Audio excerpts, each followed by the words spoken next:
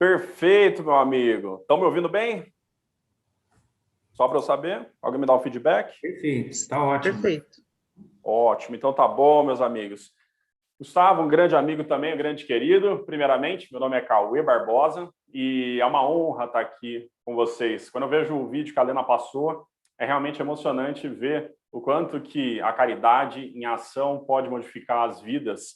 E eu gostaria de parabenizar e honrar todos vocês que estão envolvidos em tudo isso, porque é através de vocês e de todos os participantes que esse trabalho maravilhoso é possível. Eu fico muito honrado por ser chamado aqui mais uma vez. Eu fiz uma palestra no ano passado a respeito de autorresponsabilidade e é um tema da palestra passada que se conecta com tudo. E hoje, o tema de hoje, que é o perdão, formas da gente liberar o perdão, por que liberarmos o perdão, e dentro do ponto de vista tanto da doutrina quanto da inteligência emocional e um pouquinho da neurociência, eles se conectam, assim como se conecta com praticamente toda a doutrina. E eu vou começar, então, a fazer uma explanação, só que é o seguinte, perdão, sinceramente, aí é a minha opinião e a minha vivência. É um assunto que eu já estudei muito, mas muito na doutrina espírita, mas estudei muito mesmo. Eu já vi muitas palestras, eu já li bastante, eu já falei a respeito dele, e eu já, em palestras também, já apliquei essa palestra com um pouquinho mais de tempo. Ah, aliás, Gustavo, só me confirma o tempo, são 40 minutos? Ou 35 ou 40, só me confirma isso, só que eu estou controlando o tempo hoje. O que nós Ótimo, vamos ótimo. fazer? Se a hora que chegar lá no finalzinho, quando chega na hora cheia, pode ser que eu te interrompa e depois você continua, tá bom? Então tá bom. Aí você me avisa um pouquinho antes, que se der para fechar todos os pontos, eu fecho. Mas isso aqui foi calculado hoje para que a gente não estoure o tempo. Obrigado, Gustavo. Perfeito. Então, o perdão é um negócio que eu já ouvi muito, que eu já li muito, que eu já falei muito. Agora, na hora de praticar esse tal desse perdão, muitas vezes é um desafio. É simples poder perdoar pequenas coisas, é simples perdoar aqueles que nós amamos, às vezes não, mas eu vejo que há muitas complicações para muitas pessoas a respeito da dificuldade de se perdoar. E, vou dizer mais, como que se perdoa um assassino? Como que se perdoa alguém que faz mal para outras pessoas? Ainda que eu não conheça a pessoa, ainda que eu não conheça o assassino. Como perdoar alguém que vai lá e rouba um trabalhador que levou o mês inteiro para levar o seu sustento para casa e, de repente, por medo, coação e covardia, ele simplesmente perde tudo ali naquele assalto? Como perdoar pessoas que fazem mal às crianças? Como perdoar pessoas que fazem mal aos adultos, os corruptos, os irresponsáveis e negligentes, as pessoas que dirigem no trânsito como se fossem o carro uma arma praticamente, e elas completamente inconsequentes, podendo aí romper a jornada de tantas pessoas simplesmente por motivo nenhum. Como perdoar dessa forma? Ou mesmo aquele parente mais próximo, como perdoar ele, aquele que não poderia ter falhado com você, mas falhou, abandonou, ou alguém que traiu, como perdoar? Isso é tão complexo ali na realidade, no dia a dia, pelo menos para mim eu não sei para vocês, mas eu acredito que seja um desafio para muitas pessoas. Mas a minha proposta aqui de hoje é abordar o perdão de uma forma um pouco diferente. Talvez você já tenha ouvido essa forma como eu vou abordar e talvez você não tenha ouvido essa forma como eu vou abordar. Mas se você já ouviu, ouça novamente, porque ouvindo várias vezes é que fica um pouco mais instigante aplicar essas lições no nosso dia a dia. E eu vou fazer o seguinte, eu vou abordar, primeiro, o perdão dentro da doutrina espírita e, em seguida, o perdão dentro das teorias de inteligência emocional e de neurociência. Fiquem atentos. Eu vou contar agora uma história que vai dar gancho para toda a palestra praticamente. E eu quero que vocês prestem muita atenção em todos os pontos que eu vou abordar, porque no final eu gostaria de fazer algumas perguntas para vocês, principalmente uma pergunta. Onde vai culminar isso, vocês nem imaginam, eu acredito, porque foi assim para mim também. Vou começar a história, então. Eu estava no curso, um curso de inteligência emocional, formação em coach, formação palestrante, que trabalha muito a questão das emoções. Por que eu fui procurar esse curso? Fui procurar esse curso porque eu estava com problemas no meu trabalho como advogado. Muitos prazos acumulados, que são procedimentos que você tem que ter no processo, audiência, atendimento a cliente, e tudo aquilo estava ocupando totalmente o meu dia. Eu estava estressado e mais, eu estava com tendências procrastinatórias. Procrastinação que é uma palavra muito utilizada hoje na questão da inteligência emocional e da neurociência. Procrastinar não é preguiça. Procrastinar é deixar para a última hora fazer algo que já poderia ter sido feito antes e que ela é realmente muito importante para você. Então, não é uma preguiça de lavar a louça. Procrastinar é quando você tem algo que pode trazer resultados na sua vida, uma das definições é essa, e você deixa isso para depois, permitindo que simplesmente isso fique para a última hora e você tenha que fazer correndo. E eu me vi como um procrastinador. Mas eu não estava sozinho nisso. Tinham tantas outras pessoas buscando métodos para romper com a procrastinação, para conseguir alta performance no trabalho, para conseguir produzir mais e melhor em menos tempo. E foi para isso, para alta performance, que eu fui buscar esse curso. Mas lá chegando, eu tive uma triste notícia para mim. Ou melhor, não triste, porque foi libertador. Mas eu fiquei sabendo pela primeira vez, que aquilo que eu fui buscar não era tão simples assim. Porque, afinal, nós somos sistêmicos. Nós somos sistêmicos. Eu já vou explicar o que isso quer dizer.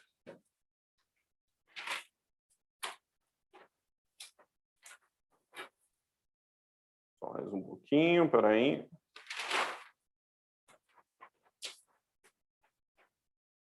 Nós somos sistêmicos. O que eu quero dizer com isso? Eu tenho várias áreas na minha vida. Eu tenho a minha área profissional, eu tenho a família, eu tenho a minha espiritualidade, meu contato com o meu Deus e com as crenças que eu tenho o meu pilar financeiro, eu tenho o meu pilar de emoções, eu tenho o meu pilar de caridade, eu tenho o meu pilar de saúde, filhos para quem tem filhos, não é meu caso ainda, o conjugal para quem tem um relacionamento, são várias áreas. E veja que eu fui buscar o quê? Eu fui buscar alta performance no trabalho. Só que chegando lá, eu aprendi que somos sistêmicos, como se cada uma dessas áreas estivesse interligada uma com a outra. E quando uma delas está afetada, negligenciada, abandonada, todas as outras são puxadas para baixo. Todas as outras demonstram muito prejuízo. E, veja só, eu estava com problema no trabalho, procrastinando e, portanto, ficando aqui no escritório até quase meia-noite. Aí eu chego em casa e prejudico, assim, o meu relacionamento. Afinal, eu não tenho tempo e tempo de qualidade para estar ali com a minha esposa. E aí eu tenho brigas, ou pequenas discussões, ou pequenas cobranças, mas a vida é assim, nós temos que correr atrás e não sei o quê. E aí eu acordo no outro dia mal, porque dormi mal, estressado, com adrenalina, e vou para o meu trabalho, onde possivelmente eu vou procrastinar ainda mais, eu não vou ter tanta paciência quanto preciso, eu não vou ter a cabeça necessária para focar em coisas mais complexas, e isso vai afetar possivelmente o meu financeiro. E o meu financeiro prejudicado vai afetar meu ciclo social. E pode ser que no meio dessa correria toda eu prejudique o quê? A minha saúde. Porque eu não faço exercício, eu não como direito. Respirem fundo aí. Se foi meio cansativo até aqui, é de propósito. Mas entendem o que eu quero dizer com sistêmico? Quando eu falo sistêmico, eu estou dizendo, não adianta eu fazer um curso que vai trabalhar o meu pilar profissional e eu vou ser um super produtor. Não adianta, um super executor. Eu preciso trabalhar tudo. E foi esse o primeiro impacto que eu tive nesse curso. O segundo foi dentro de um exercício que eu tive com uma colega minha. Ela passava pelo seguinte problema. O exercício era assim, a gente tinha que ajudar um ao outro a identificar áreas da vida que estivessem um pouco emperradas. Tá? Aí, depois que a gente identificasse, a gente tinha que fazer um monte de perguntas e aplicar várias técnicas para tentar achar a origem desses impedimentos, dessas coisas ruins que estavam acontecendo na vida da pessoa. E está abstrato, mas já vai ficar muito mais fácil de entender. E depois disso, nós teríamos que aplicar uma ferramenta para tentar quebrar, vencer, libertar a pessoa desses impedimentos. Tá? Então, pensando em tudo isso, o que nós podemos concluir aqui? Que eu comecei a conversar bastante com ela para entender os impedimentos dela. Os impedimentos. O que estava ruim na vida dela e por que isso estava acontecendo. E eis que vem a conclusão. Ela me disse, Cauê, sabe o que é? É o seguinte, olha só o que está acontecendo comigo. Primeiramente, primeiro passo, eu estou saindo de um emprego atrás do outro e eu não sei o que acontece. Eu até tenho chances de promoção, mas quando eu preciso me empenhar lá, me dá uma má vontade, eu vou afastando e no fim acabo sendo demitida. Identificamos um segundo impedimento, que era o seguinte, relacionamentos não estavam sendo duradouros. Ela estava indo bem no relacionamento, estava tudo certo, ela estava feliz, contente, tranquila, mas aí ela começava a afastar a pessoa, afastar, até que chegava no momento em que ela nem queria mais estar ali junto com aquela pessoa. E ela mesma sabotava ali o relacionamento e saía e se desligava dele. E, para piorar, o terceiro impedimento que nós encontramos era referente à saúde dela. poucos exercícios, má alimentação, e isso foi gerando excesso de peso, colesterol alto, muita fadiga. Esses eram os problemas. Segurem isso, porque é o seguinte, em seguida, o que aconteceu? Em seguida, nós identificamos a raiz desses problemas. E isso é mais complexo, mas resumindo a história, é mais ou menos assim. Ela teve uma infância difícil. Os seus pais foram divorciados, se divorciaram. E ao se divorciarem os pais um dos outros, ela ficou com a mãe e o pai foi embora. Só que o pai, ele não queria pagar pensão de alimentos para a filha. E a mãe não queria cobrar o pai judicialmente. Mas toda vez que mandava essa filha lá na casa do pai, o que acontecia? Simplesmente o pai, a filha tinha que dar indícios de que ela precisava de dinheiro. Ela precisava falar que precisava de dinheiro. Ela queria mais dinheiro. Ou seja, pensando em tudo isso, veja a relação difícil que eles estavam criando entre si. Uma relação difícil do pai querendo rejeitar a filha, porque a filha só vinha pedir dinheiro, a mãe colocando coisas na cabeça da filha, e a filha tendo esse constrangimento e tendo raiva do pai, e tendo raiva da mãe. E, meus amigos, posso dizer para vocês, e ao final da palestra isso vai ficar muito claro hoje, que essas situações que ela estava vivendo, no trabalho, na saúde e nos relacionamentos dela, tem tudo a ver com essa situação. E essa situação tem a ver com a falta de perdão. Com a falta de perdão. Tá? Então, fiquem com isso em mente. Tranquilos até aqui? Se alguém puder abrir a câmera, dá um joinha aqui, se está complexo ou não. Tá? Só um minutinho.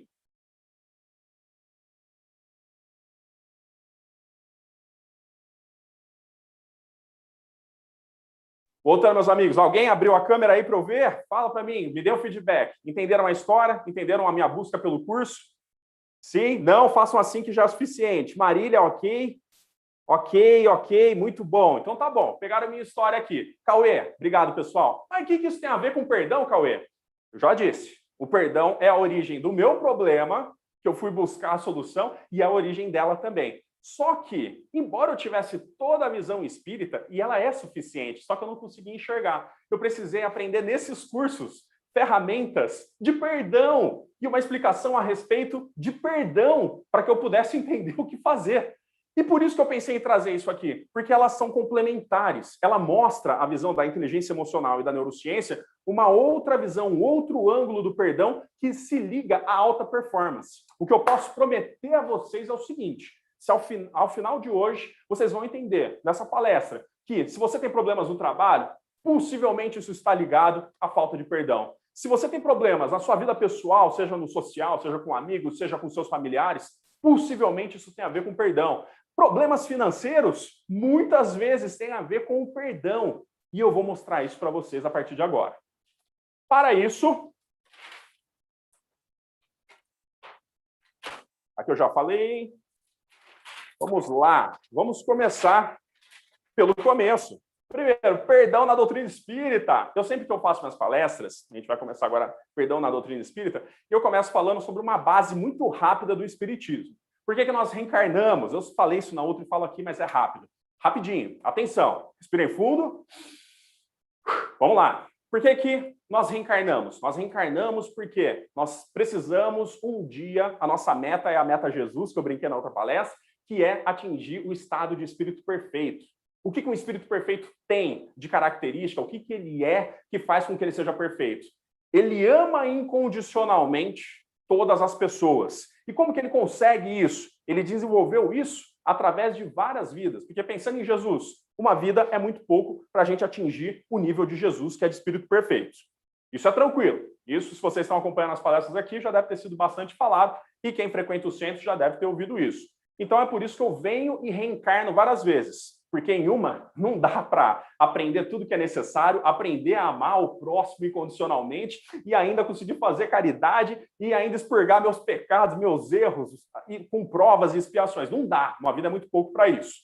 Quanto a isso, tranquilos. Só que, enquanto não sou suficientemente evoluído, além de vir aqui para passar, para aprender, eu também posso acabar fazendo mal para as pessoas. E fazendo mal para essas pessoas, eu adquiro débitos com ela. Não que eu precise vir aqui para ser castigado, mas eu preciso vir aqui para redimir esses débitos. Falando de uma forma geral, eu preciso redimir esses débitos com as pessoas. E por isso que eu venho várias vezes para restituir os laços, para, de repente, sofrer o mesmo mal que eu causei, embora não seja uma regra, tem várias atenuantes e muitas variações aí nesse sentido, mas, em regra, basicamente, é isso, tá bom? Então, partindo disso, é por isso que eu venho aqui e reencarno diversas vezes. Cauê, onde que entra o perdão nisso? Explicando o básico, eu vou contar uma história rapidinha. Eu não sei quem de vocês, vou pedir para abrir a câmera de novo, rapidinho, para me dar joinha para cima, para baixo, só para eu ver aqui. Quem que já participou de algum processo de desobsessão em seu centro espírita? Quem já passou por desobsessão? Nunca passou, Marília? Aqui também não. Quem mais? Não também? Ninguém, quase ninguém aqui, poucas pessoas. Tem várias formas, é uma teoria ampla, eu vou me ater a uma explicação básica. Desobsessão é assim, ó, Gustavo, você que já passou. Basicamente é o seguinte, desobsessão. Você vai lá no seu centro, e uma das formas de trabalhar com a desobsessão é, você senta numa cadeira, de frente para você tem um médium que vai se conectar, vai dar passagem ali de voz, de pensamento, a um espírito, que pode estar perdido, que pode estar com sentimentos ruins. E ao lado desse médium que vai receber esse espírito, tem um dialogador, que é alguém que vai explicar coisas da doutrina para que ajude esse espírito perdido a ser encaminhado para onde ele deve ir. Então imagina, a pessoa desencarnou, não tem conhecimento nenhum do mundo espiritual, ou tem conhecimento, mas não consegue se desapegar aqui da Terra, e aí o que acontece com essa pessoa? Ela fica vagando por aí. Pode ser que você vibre, de repente, numa energia dessa pessoa, desse espírito, né, dessa pessoa desencarnada, e ele começa a te acompanhar. Não necessariamente para fazer mal, não também o bem, mas ele se sinta atraído pela sua energia. E aí, quando você chega lá no centro, é uma opção, tá? Não é uma regra, você senta, esse médium que está de frente para você, ele vai dar passagem para que esse espírito fale dentro das condições dele, e conforme ele fala que ele está perdido, isso e aquilo, o dialogador pega e fala, pô, irmão, ó, vão vir irmãos espirituais aqui, eles vão cuidar de você, vá com eles, ouça o que eles têm para fazer, a sua vida é muito mais ampla, é muito maior do que isso para você ficar rodando, perdido, sem saber para onde ir. É praticamente uma orientação, certo? Conceito tranquilo aqui.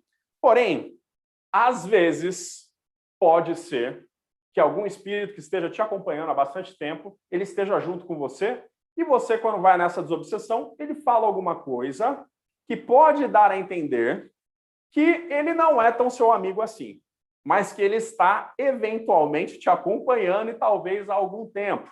Não é uma regra e o espírito nunca vai falar. Mas, às vezes, pela intuição, isso pode acontecer. E não foi exatamente o que aconteceu comigo. Eu cheguei lá, sentei lá, depois de uma palestra maravilhosa, pensei em Jesus, está tudo certo, me conectei, o espírito, através do nosso amigo médium, começa a falar, o dialogador começa a fazer perguntas, e ele fala, mentaliza algum problema seu para você resolver? Meu Deus, Jesus, estou com muitos problemas no escritório, a procrastinação, os prazos, a pressão, o estresse, problemas dentro de casa, estou longe dos meus amigos, dos meus familiares, tal. E aí, o espírito fala alguma coisa através do médium que me chama a atenção. Agora tá aí, né? Pedindo ajuda para resolver os problemas dele. Meu Deus, como é que é? Não, porque na hora que fala daquele monte de papel que resolve o problema, até parece que não é culpa dele, né?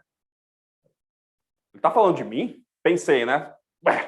O papel, o processo, o que está acontecendo? E aí fiquei assim, comecei a prestar mais atenção no diálogo ali, e em algum momento o espírito fala, não, ele não fez mal para mim lá naquela época? Ele não fez mal para minha família inteira? No que depender de mim, eu não vou soltar esse cara, não. Se eu puder estar lá para atrapalhar ele, para distrair, eu vou. E nesse momento eu estava assim, ó.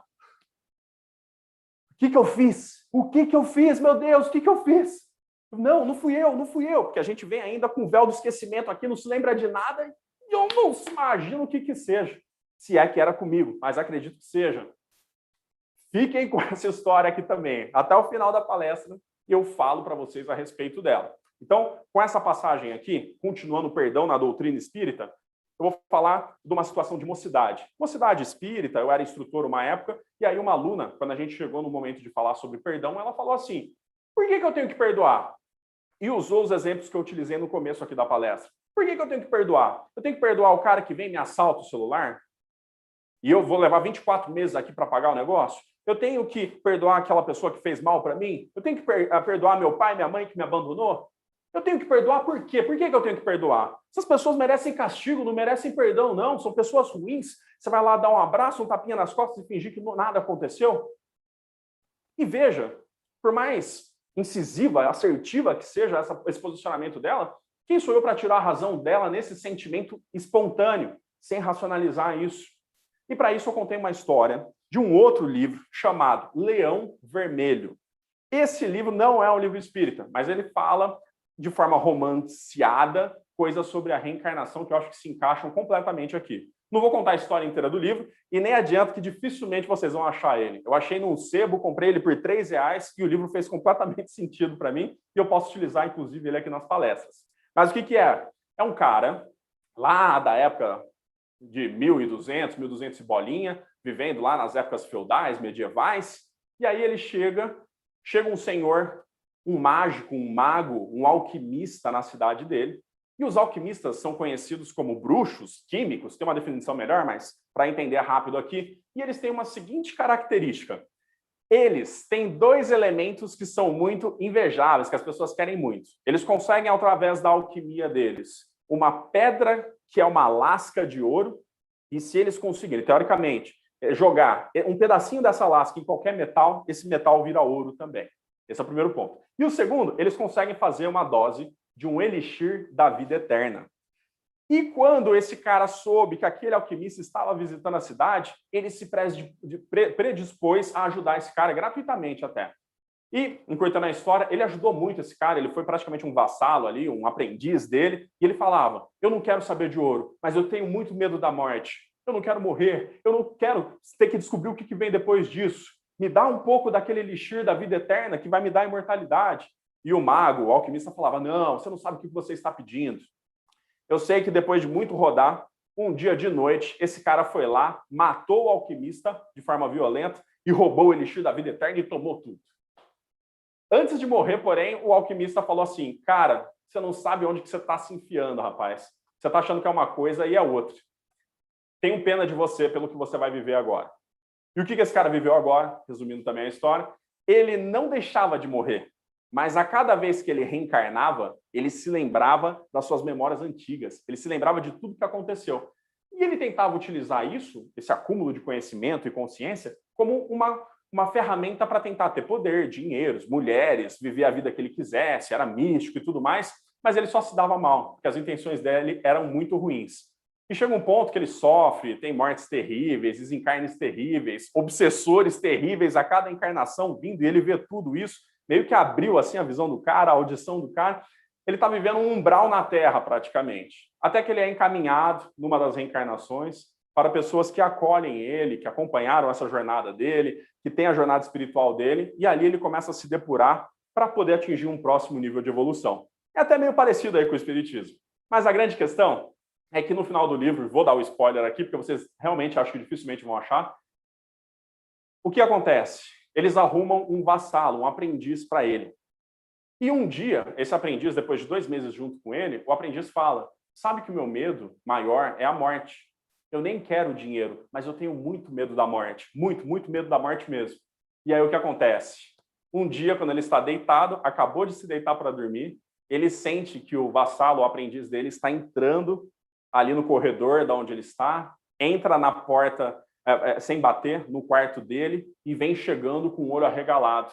E ele reconhece, ali, naquele momento, que ele veio, assim como um dia ele fez com o senhor dele, ele veio para matá-lo e roubar o elixir da vida eterna. E na hora que ele fala isso, ele fala, amigo, eu acho que vai ser difícil eu te dissuadir disso que você está fazendo, te impedir de fazer isso que você está fazendo. E eu lamento muito, porque se você soubesse todos os prejuízos que eu tenho, e nisso ele vem, mata ele de forma violenta, rouba o elixir da vida eterna e tudo começa novamente, né? Essa é a história. Contei essa história para a moça da mocidade, para a minha aluna da mocidade, por quê? Porque, veja só, quando chegou o ponto do personagem principal ser assassinado, ele estava tranquilo e ele compreendia a situação. Ele compreendia que, assim como ele um dia fez, o outro também tinha o direito de errar. e precisava passar por certas provas e expiações para que então ele aprendesse. E ele sabia que não adiantava ele fazer alguma coisa e tentar resistir, porque o destino dele ali naquele momento estava traçado. E eu expliquei isso porque essa é a explicação que o Espiritismo pode dar para o perdão, uma das melhores, na minha opinião. Um dia eu errei. Um dia você que está me assistindo agora, meu amigo, minha amiga, você errou também. Nós erramos. Nós possivelmente matamos, assaltamos, fizemos coisas ruins, ainda que não lembre, e graças a Deus que eu não lembro. Mas que fiz. Porque se assim não fosse, não tivesse acumulado débitos, se eu fosse um cara muito melhor do que as outras pessoas, eu não estaria mais nesse plano terráqueo, pesado, cheio de provas, cheio de expiações. Eu não estaria mais aqui, você possivelmente também não.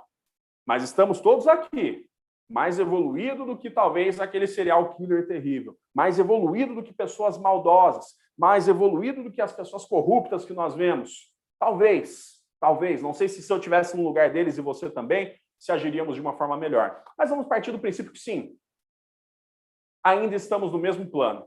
Não sou bom o suficiente para ir para o próximo. Não sou bom o suficiente para não precisar mais passar por certas provações. E ao explicar isso para ela, ela fala o seguinte: mas eu discordo disso por causa de um motivo. Eu estava numa palestra espírita e o palestrante falou: se você foi assaltada, é porque você merecia. Se maltrataram você, se você sofreu coisas na sua infância, coisas terríveis, é porque você merecia. O Espiritismo explica isso, é porque você merece. Se você perdeu algum ente aí ou passou por qualquer outra, é porque você merece.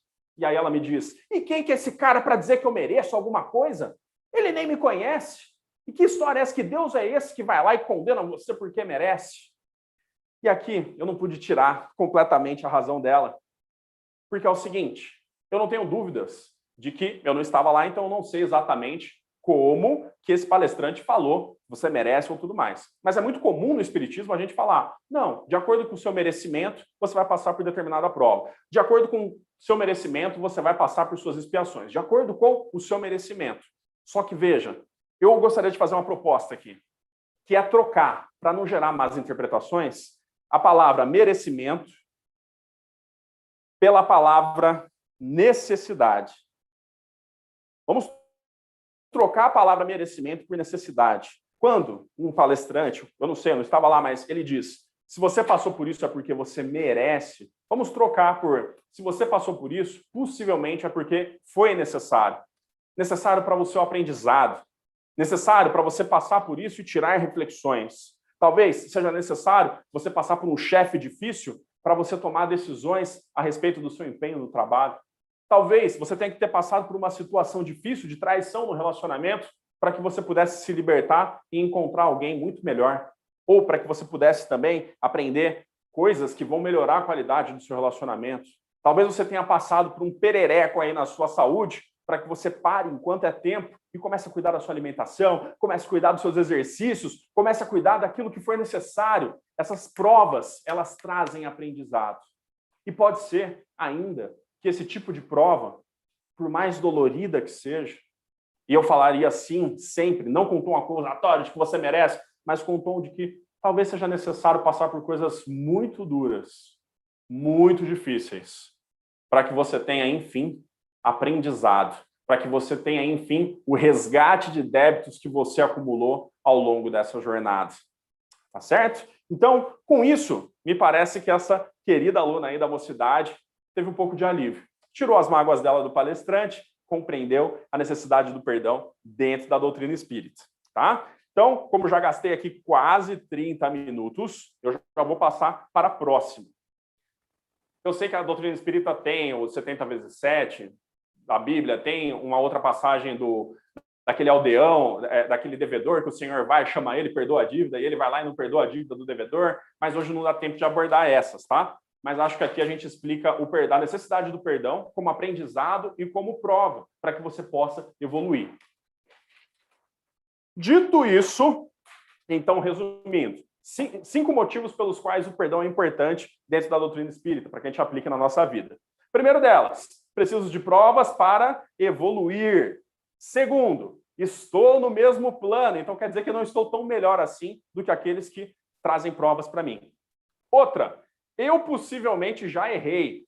Isso quer dizer, quando eu precisar, se liga aqui, quando eu preciso do perdão, eu gostaria que ele fosse me dado com compaixão. Eu já vou ter culpa e consciência pelos meus erros quando eu desencarnar, mas que seja de forma com misericórdia. Quando eu estiver lá no sofrimento, eu gostaria muito que a pessoa a qual eu fiz mal pudesse não pesar tanto a espada em cima de mim.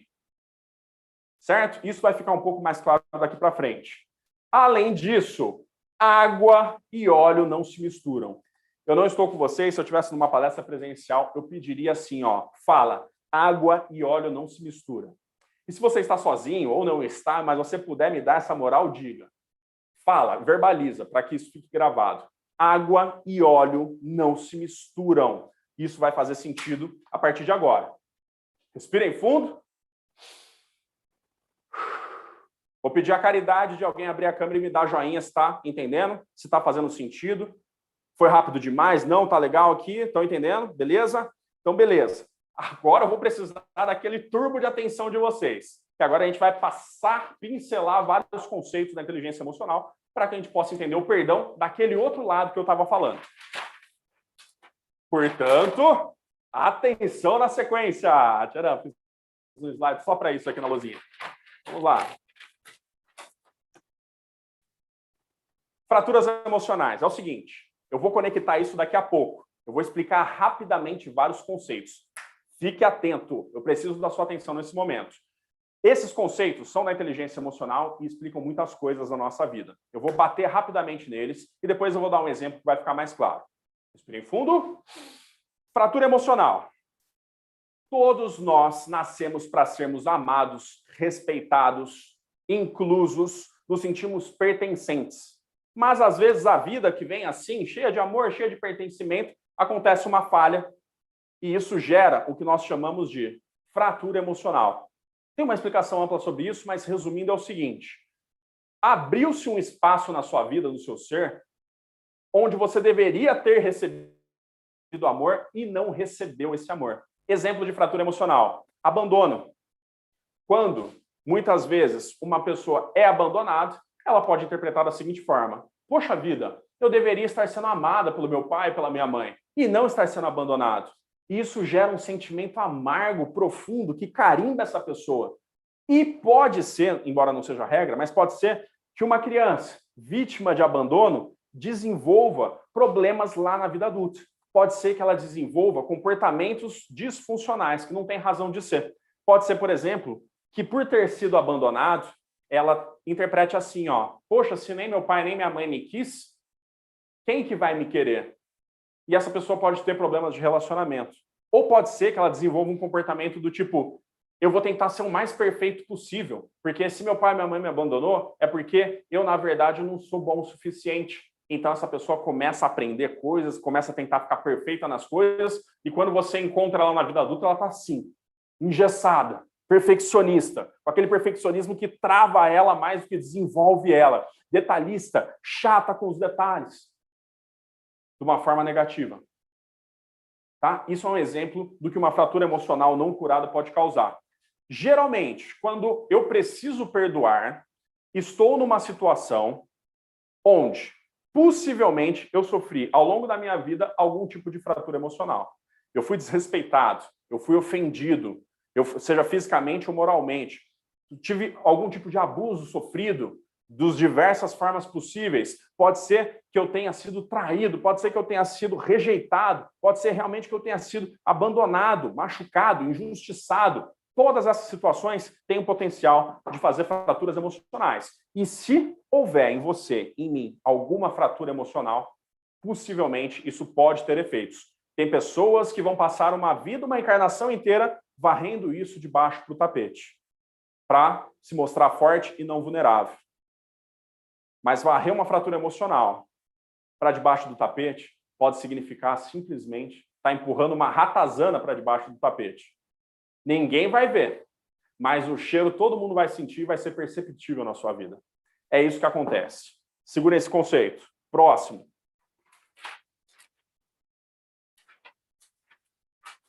TGM, Teoria Geral da Memória. Imagine, então, que essa criança foi abandonada e naquele dia ela viu a mãe e o pai saindo de casa com as malas nas costas e ela está indo embora e aquilo vai formar uma memória terrível na cabeça dela. E pelo seguinte motivo: o nosso cérebro, ele não coloca as nossas memórias de forma cronológica. Não tem lá backup aqui da memória do 1990, 91, 92, 93. Não é assim. Memórias triviais, ele muitas vezes nem liga, mesmo que elas sejam boas. Agora, ele empilha essas memórias e ele tende a trazer essas memórias à tona, prestem atenção agora, quando essas memórias geram forte impacto emocional na pessoa, seja para o bem ou para o mal. Mas foi provado por cientistas que a memória ruim traz muito mais sentimentos ruins, muito mais força nas memórias ruins. Então, as memórias ruins, a gente fala que é o seguinte, vou pegar outra cor aqui, ela tem o que chamamos de conectores de sentimentos. Memórias ruins têm conectores de sentimentos muito fortes. Isso, em resumo, quer dizer, se bobear, alguma música, algum evento, algum lugar, alguma fala, alguma pessoa, ela vai trazer à tona essa memória ruim de novo. E uma fratura emocional geralmente vem de uma memória ruim. Segurem esse conceito.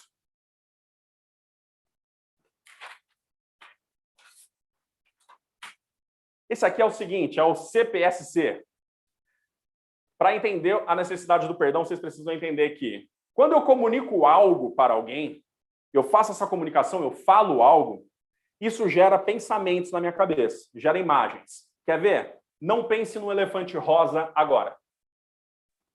Pensou, né? Eu tenho certeza que você pensou no elefante rosa. Pode tentar mudar a cor, tentou mudar o bicho, mas que pensou. Veio uma imagem no seu cérebro. Esses pensamentos geram sentimentos. Os pensamentos geram sentimentos. Então, eu pensei, por exemplo, na fratura emocional do abandono. Eu internalizei aquela imagem que veio na minha cabeça, contendo vários detalhes. E aí, isso me desperta sentimentos, que é um sentimento negativo.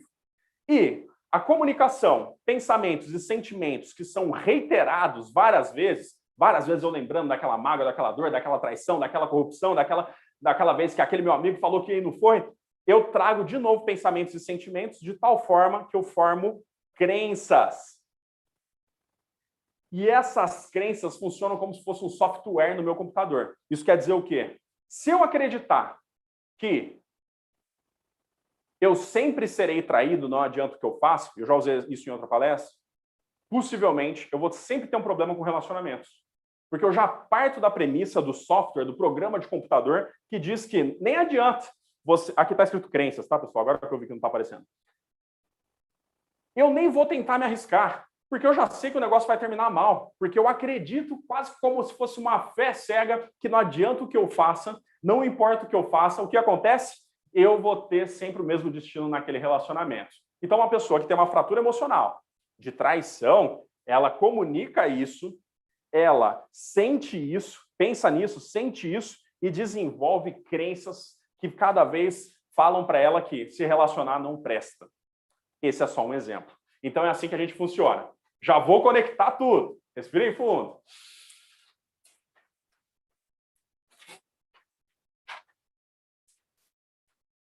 Então, vamos fazer o seguinte, um resumo da história. Fui abandonado na infância, ou fui traído no relacionamento. Aí, isso gerou uma fratura emocional em mim. Uma fratura muito forte. E isso desencadeou pensamentos a cada vez que eu lembro, quando eu vejo uma novela que tem uma traição, eu penso nisso. E eu pego aquele tablet com aquela imagem daquela cena terrível e coloco isso aqui na minha mente. Isso vai me gerar sentimentos ruins, de mágoa, de ódio, de raiva. Raiva por aquela pessoa que fez isso comigo. E aí, isso fortalece as minhas crenças de que relacionamentos não valem a pena ou que relacionamentos não podem ser felizes, independente daquilo que eu faça. E eu fico vivendo isso em ciclo, em ciclo, em ciclo. E aí você não perdoa isso porque a pessoa não merece, porque você não vai liberar ela dessa forma, porque vai ficar muito fácil para ela. Só que é o seguinte, o não perdão que gera ódio, que gera mágoa, que gera raiva, ele gera vitimização. Vitimização. E esse talvez seja o ponto mais importante da nossa palestra de hoje. A vitimização é uma consequência da maior parte dos sentimentos, que vem de sentimentos como ódio, mágoa, raiva, ressentimento, entre tantos outros. Por quê, Cauê? Porque quando eu estava naquela situação terrível, onde eu fui traído, fui abandonado, fui machucado, fui abusado, fui dependente do que seja, eu era só alguém indefeso naquela situação, independente da minha idade. Eu era uma vítima de um grande algoz, uma vítima de alguém que tinha poder sobre mim, o poder de me ferir, o poder de me machucar, de me marcar, de me magoar. Essa pessoa tinha poder e eu era vítima. E vitimização é uma praga que deveria ser exterminada. Por quê? Porque enquanto sou vítima, eu não posso reagir. Enquanto sou vítima, não tenho poder para fazer as coisas. Eu sou vítima, eu fui traído, como é que você quer que eu me relacione de novo? Eu sou vítima, eu fui abandonado, como você quer que eu seja um bom pai ou confie que a paternidade, a maternidade vale a pena? Eu sou vítima de violência, como você quer que eu ame? Como você quer que eu perdoe? Isso são incapacidades. Só que tem um problema. Água e óleo não se misturam. Lembram disso? Tem uma passagem do Evangelho que fala, não tem como você servir a Deus e a Mamon ao mesmo tempo. Não tem como. Não tem como. Ou você serve a um ou você serve a outro. Isso quer dizer o quê? Precisamos, para evoluir, voltando para o Espiritismo, de amor incondicional. E como é que eu faço para amar incondicionalmente? Vai demorar para eu descobrir perfeitamente, mas eu sei que o fluxo do amor ele tem que estar constante na minha vida. Eu preciso ter veias limpas para que o amor corra pelas minhas veias, que ele corra para todos os lados. E sentimentos como ódio, mágoa e raiva, eles obstruem a passagem desse amor. Não tem como você estar amando e odiando ao mesmo tempo. Não tem como você vir aqui fazer uma comunicação linda de amor e um minuto depois, opa, mas eu odeio aquele outro. Ah, mas esse aqui é tão bonitinho. Ah, mas esse aqui é imprestável, que raiva que eu tenho dele. Ah, mas esse aqui é... Essa pessoa possivelmente está internada. Se não for, deveria passar para algum profissional. Faz sentido isso, sim ou não? Tá? Estou falando por que isso? Porque ou você está no caminho do amor ou do ódio. E aí, para que a gente evolua, possa amar o próximo, eu possa amar aquilo que eu faço no meu trabalho, que eu ame minha esposa, meus filhos, minha família, como é que eu vou fazer isso se boa parte do tempo eu estou trazendo aquelas memórias, aqueles tablets, daquelas memórias com conectores de sentimentos e trazendo ela para o meu cérebro, desencadeando pensamentos ruins com sentimentos ruins que alimentam as minhas crenças ruins. Como? Como que eu vou misturar amor e ódio? Não tem como. Enquanto eu estiver odiando, com raiva, com ressentimento e com mágoa, eu estou preso à situação de vítima da situação, o que retroalimenta esses sentimentos negativos. E aí que está a grande chave da palestra de hoje. O perdão nem sempre é para o outro. O perdão é para você. Repete comigo, o perdão é para mim. O perdão é para mim. Porque enquanto você, meu amigo, minha amiga, e eu mesmo não perdoarmos, nós estamos amarrados por correntes a essa situação terrível. E a cada vez, veja só que interessante, daqui a pouco eu vou perguntar para o Gustavo como é que está o tempo. Só esse raciocínio. Veja só que interessante. Quando eu ativo essa memória ruim, o meu cérebro não distingue, na questão de sentimentos e hormônios, o que está acontecendo do que já aconteceu. Ele não distingue passado e presente. Como assim, Cauê? Não, eu sei que é uma memória. Eu sei. Só que o seu corpo, ele reage exatamente como se ele estivesse naquela situação que você era uma vítima indefesa. Então, veja, quando você aciona essa memória daquela fratura emocional, o que acontece com você? Você fica vítima de novo. E como é que você vai vencer na vida sendo vítima? Como é que você vai buscar promoção sendo vítima? Como é que você vai buscar eliminar a procrastinação sendo vítima? Entende o que eu falo? Quando eu estou falando que o perdão, a falta de perdão te amarra a esses sentimentos e te amarra a essa fratura emocional? É isso que eu quero te dizer. E é por isso que lá, naquele curso, o que aconteceu? Eu descobri que a minha procrastinação estava inteiramente ligada a uma falta de perdão. Olha que coisa doida. Porque tem uma fratura emocional de rejeição na infância, e um dia até compartilho com vocês, hoje não é um problema, A minha reação a isso foi ser o mais perfeito possível para procurar ser o mais aceito possível. Afinal, se eu sou perfeito e sou muito bom naquilo que eu faço, por que as pessoas vão me rejeitar? E esse é um pensamento desvirtuado, porque eu não quero estar junto com vocês pelo que eu faço, é pelo que eu sou. O que eu faço vem junto, mas o pacote maior é aquilo que eu sou. Mas não, eu preciso fazer, eu preciso servir, eu preciso agradar, eu preciso assim, então tem que ser tudo perfeito, mas aí descobri que ser perfeito em tudo é difícil. E toda vez que eu tinha uma tarefa, que eu sabia que ia me dar trabalho, e que eu ia colocar essa minha necessidade por perfeição, que está ligada à minha necessidade de inclusão e pertencimento, o que acontecia? Eu deixava para depois, porque ia exigir muita energia. Ser perfeito, meu amigo, minha amiga que tem esse problema aí também, dá muito trabalho. Primeiro, porque é impossível. Segundo, porque vai uma energia que, pelo amor de Deus. Faz sentido isso, meus amigos? Estão entendendo o que eu estou dizendo? Enquanto eu não perdoei aquela situação de rejeição na minha vida, eu estava preso àquela situação e preso, portanto, no estado de vitimização. Quase encerrando aqui, Gustavo, me dá um parecer, meu amigo. Pode continuar, tá ótimo. Por quanto tempo? O tempo que você precisar, pode ir. Mais 5 dá? Tá 5 bom. a 10. 5 a 10. 5 a 10. Vamos lá, estamos chegando. Obrigado. Então, o não perdão te prende. O não perdão te prende àquela situação ruim. O não perdão tira a sua potência, porque você é vítima. E vítimas não reagem. Vítimas colocam a culpa nos outros. O outro que mude. Eu que fui injustiçado. O outro que mude. Ele que traiu. O outro que mude. Sempre é o outro, nunca é você. Então, tira a minha potência também. O não perdão te vicia. Vitimização vicia, meu Deus do céu. E você vai saber, você vai se identificar agora, ou você ou alguém que você conhece. Espero que seja alguém que você conhece, mas se não, está em tempo ainda, fica tranquilo. Vitimização vicia. Teria um outro tópico que eu ia abrir aqui, mas ia ficar coisa demais, que é sobre vícios emocionais. Mas o resumo é o seguinte: toda vez que eu sinto reiteradas vezes o mesmo tipo de emoção, raiva,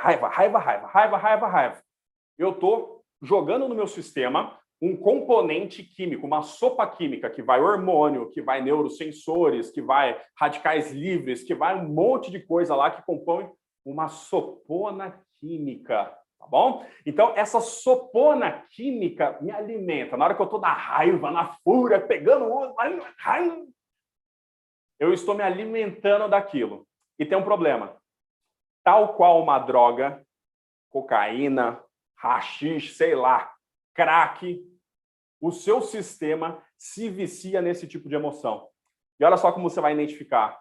Você conhece alguém que tá todo mundo bem, é uma pessoa nervosa. Aí a pessoa vai para o final de semana, com o marido, com a esposa, não sei, tá tudo beleza, tá tudo tranquilo.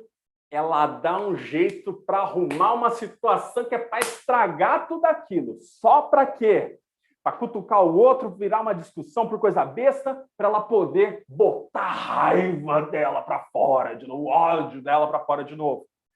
Isso é um vício químico. É química.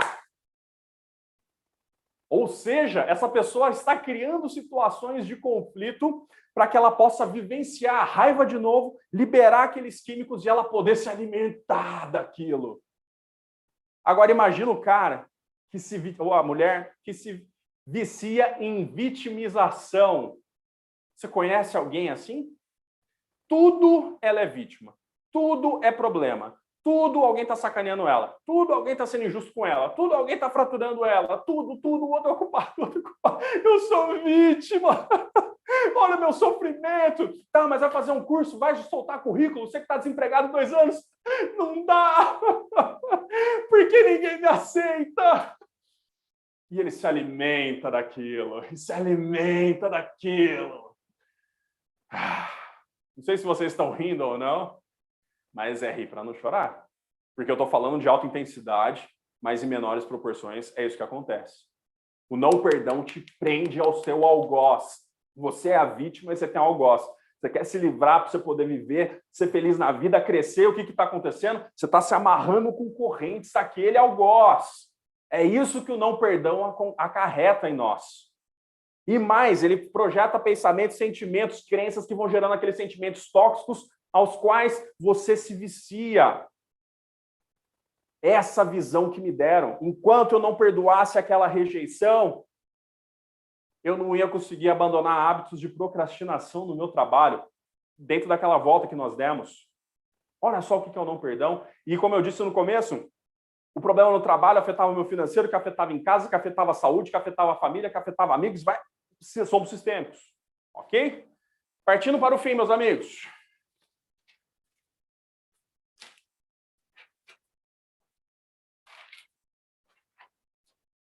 Correntes, resumindo, correntes que me prendem ao passado, o estado de não perdão, correntes me prendem ao meu algoz e correntes me prendem à minha situação. Enquanto você não perdoar, você vai ficar preso nesse ciclo de memórias que vão vir à tona, porque elas têm conectores de sentimentos.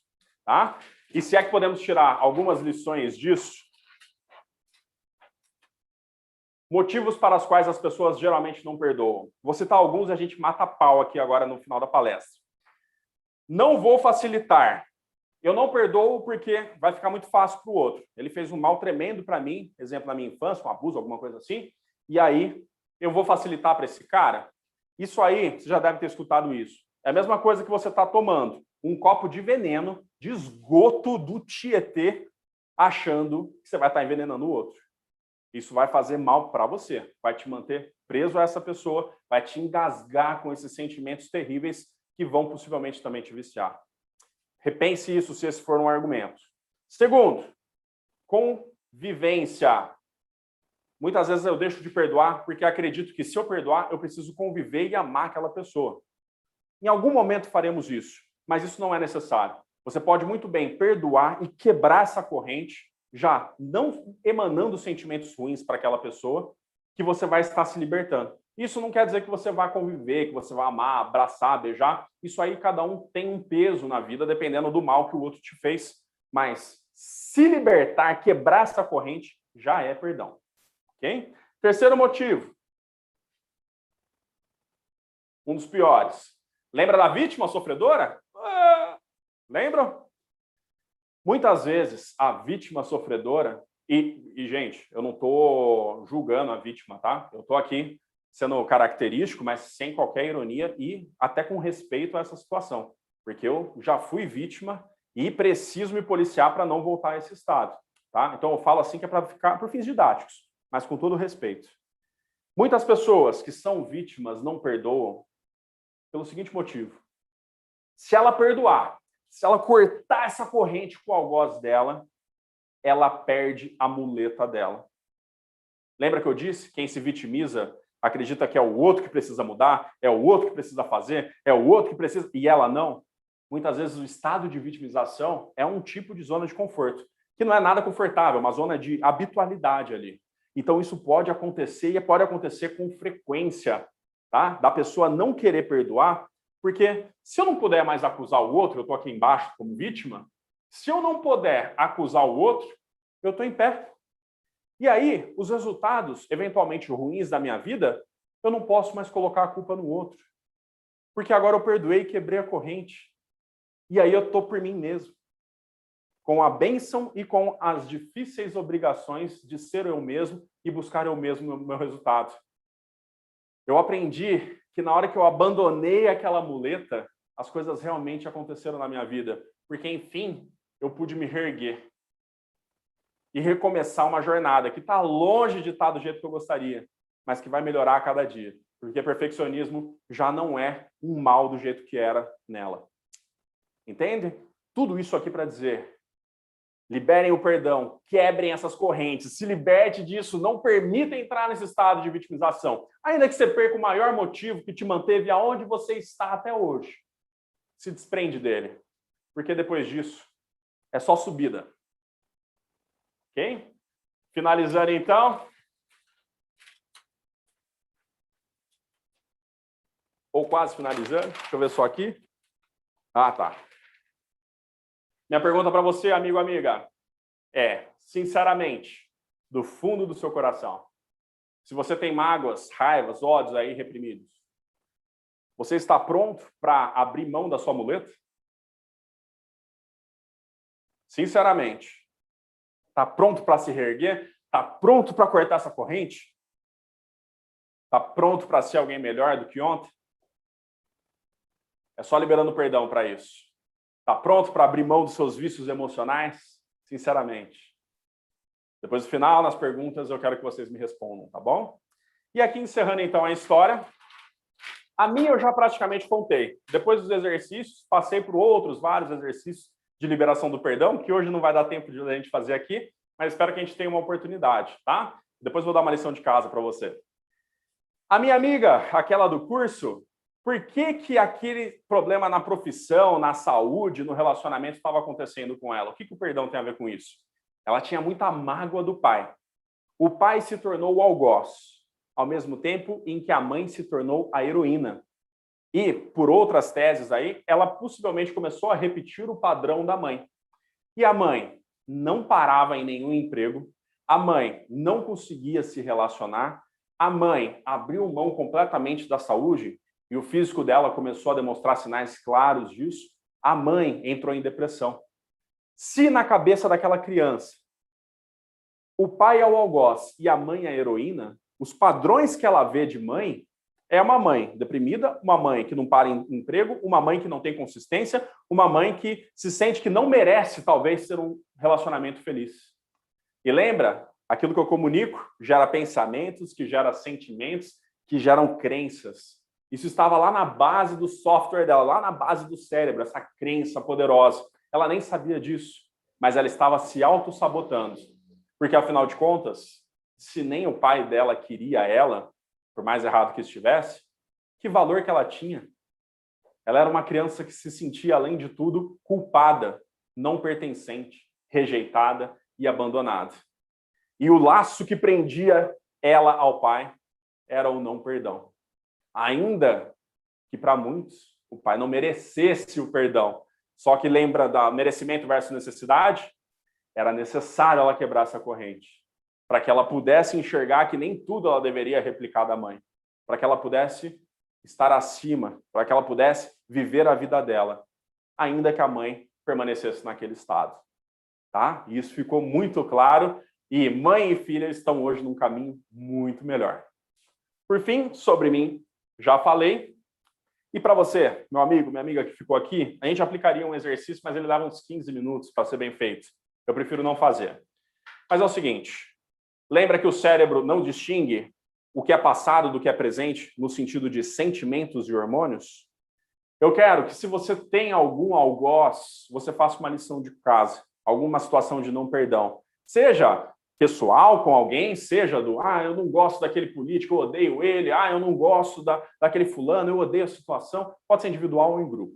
Eu quero que você feche os olhos, se imagine de frente dessa pessoa, acorrentada a ela, e que em algum momento ela venha te pedir perdão. Sabe por quê?